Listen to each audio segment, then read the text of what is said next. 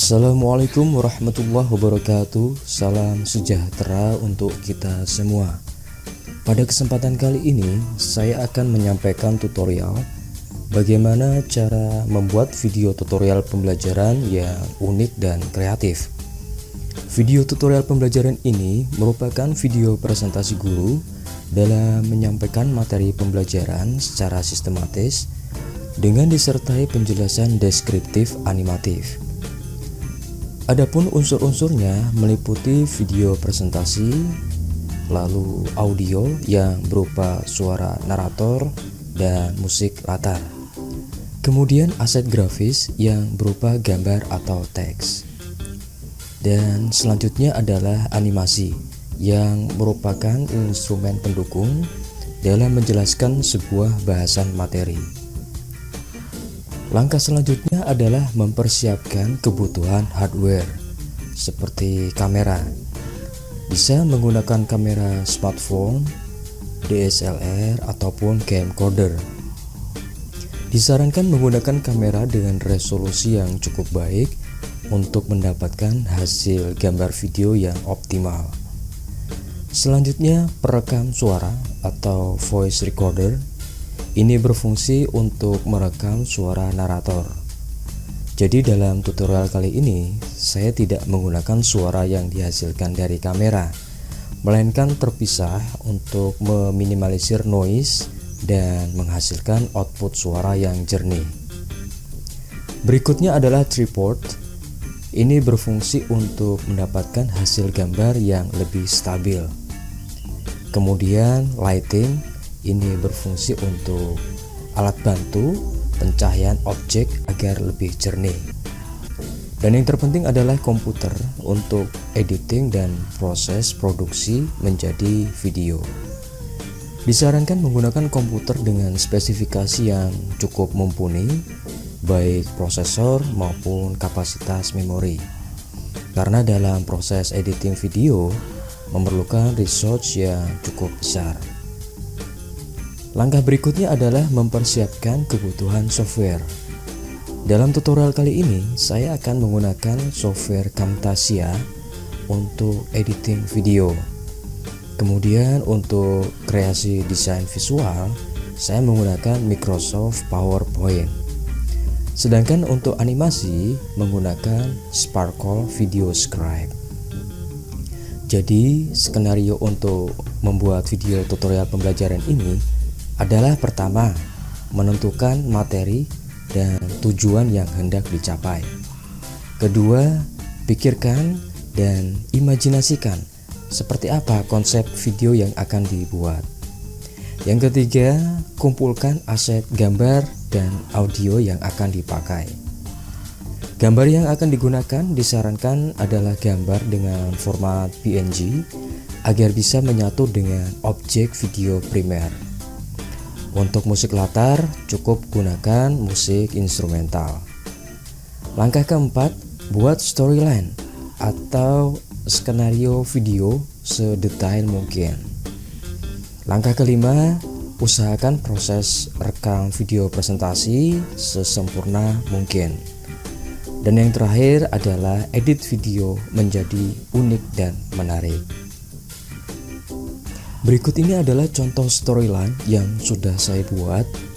Di sini dijelaskan secara detail mulai dari scene 1, narasi apa yang akan disampaikan, lalu seperti apa aset visualnya dan berapa lama perkiraan durasinya. Storyline ini sangat penting agar video yang dihasilkan betul-betul terkonsep dan tidak ada sedetik pun durasi yang terbuang sia-sia. Baik, di sini saya sudah memiliki beberapa aset yang akan diolah menjadi video tutorial pembelajaran, seperti video presentasi, rekaman suara narator, aset gambar, dan aset animasi. Animasi di sini saya menggunakan whiteboard animation yang dibuat dengan menggunakan Sparkle Video Scribe. Tutorial membuat whiteboard animation ini sudah pernah saya sampaikan pada video sebelumnya. Silakan dipelajari tutorialnya. Oke, langkah pertama kita buka Camtasia, lalu masukkan aset video dan aset narasi suara. Caranya mudah, tinggal drag and drop, masukkan dan sesuaikan posisinya pada timeline berikut. Aset video pada track 1 dan aset narasi pada track 2. Kita play dan stop. Kita potong di sini. Seleksi dua objek berikut, lalu klik split. Kita geser. Nah, di sini kita akan memasukkan video introduksi yang sudah dipersiapkan sebelumnya. Introduksi ini menjelaskan judul materi dan identitas mata pelajaran. Video introduksi ini saya buat menggunakan Microsoft PowerPoint, kemudian simpan dalam format video MP4. Jadi scene pertama ini adalah persepsi dan yang kedua adalah introduksi.